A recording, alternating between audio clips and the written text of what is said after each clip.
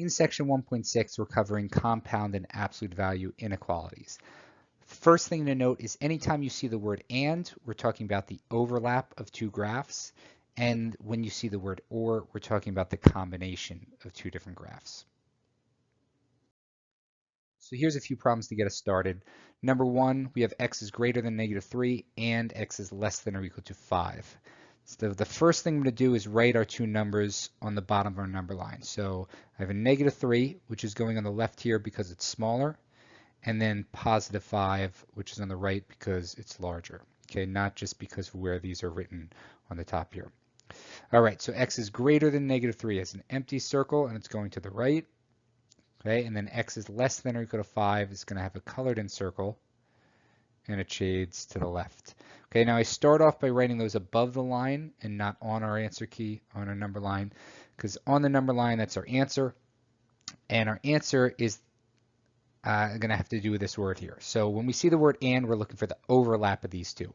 So where do these two graphs overlap? They overlap in this middle section. Okay, so we take the endpoints and we carry them down. So on the left, we're going to have an empty circle. On the right, we're going to have this colored in circle here, and we shade in between them in the middle.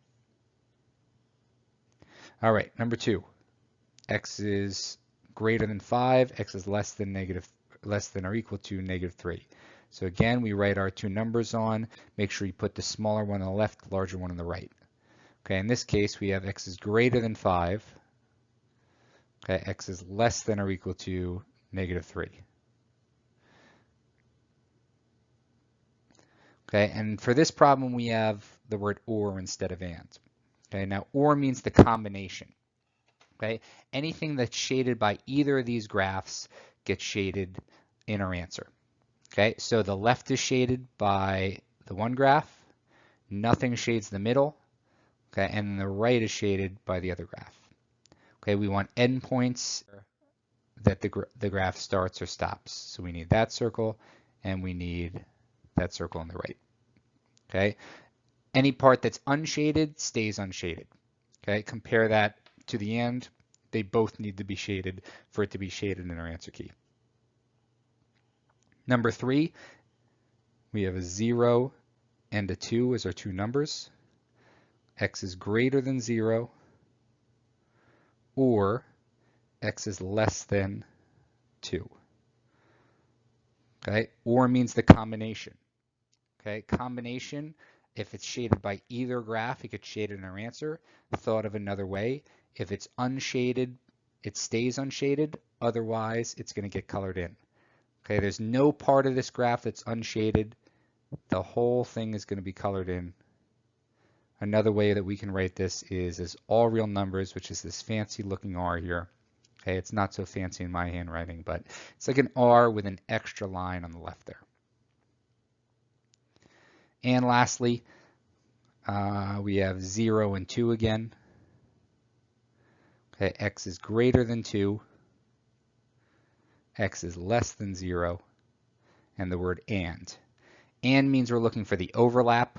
Where do these two graphs overlap? They don't, which means there's nothing on our answer key on our number line. This is no solution. All right, when it's written like this, okay, it's kind of like two inequalities smushed into one, right? It's always going to be the middle section, all right? We just have to figure out what the middle section is. All right, so to start off, I always write two lines down the middle here, okay? And we're solving this part here. So we want to get the x by itself. First thing we want to do is subtract 2, and we can do this on both sides, okay? So -6 minus 2 is -8. On the right, 14 minus 2 is 12. Now in the middle, we have 2x. These signs stay the same. Okay, now to get that x by itself, we're going to divide by 2, which again, we're going to do on both sides. Okay, so now we get our answer. -4 is less than or equal to x, which is less than or equal to 6. Okay, in other words, x is in between -4 and 6. So on our number line, we're going to put that -4 and 6. We have colored in circles on both because that's what our signs say. Okay, can be possible to have one colored in and one empty, depending on what those signs are. And like I said, for these types of problems, it's always shaded in between. For 6 and 7, we have the graphs of compound inequalities, and we want to write what were those inequalities, the actual equations that were used to create that. So let's write what they were individually. So number 6, we had to the left of -3 with an empty circle, and then to the right of 2 with a colored in circle. Okay, so x is less than -3, and x is greater than or equal to 2. Okay, now the only other question is, was this an AND problem or an OR problem? The only way we can get two outside sections is with an OR problem. Okay, so this compound inequality would be x is less than -3 or x is greater than or equal to 2. For number 7, it shows us a 5 down here with nothing above it, and then we have to the right of 9. So obviously there was something here that was an empty circle to the right of 9. And then we're not really sure what was above the 5, but maybe it was colored in, maybe it was empty, doesn't matter. Okay, let's say it went that way also. Okay, that's really the only situation, okay, maybe empty, maybe colored in there, to overlap with that 9. All right, so I made it colored in, so I'm going to say it was greater than or equal to 5. And then we had another one that was also to the right, so greater than 9. Now, was this an AND problem or an OR problem?